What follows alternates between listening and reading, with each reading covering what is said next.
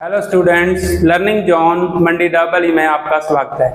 आज हम करेंगे दो इंपॉर्टेंट रिएक्शंस, एक्सोथर्मिक रिएक्शन और एंडोथर्मिक रिएक्शन। जो एक्सोथर्मिक रिएक्शन है ये क्या है?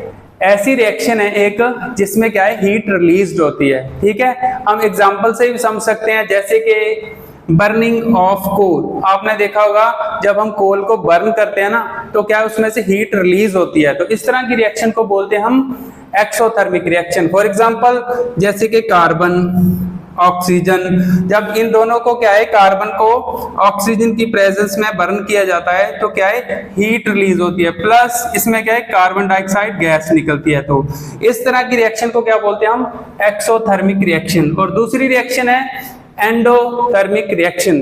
तो एंडोथर्मिक रिएक्शन क्या होती है, इस तरह की रिएक्शन में क्या है, हीट एब्जॉर्ब होती है। फॉर एग्जांपल हम समझ सकते हैं जैसे कि कैल्शियम कार्बोनेट। कैल्शियम कार्बोनेट को जब हीट किया जाता है तो दो सब्सटेंस बनते हैं, कैल्शियम ऑक्साइड और carbon dioxide.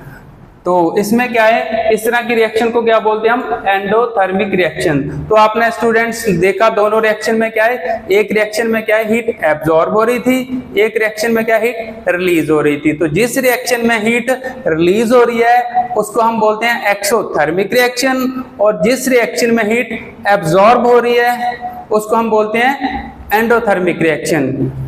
Thank you students.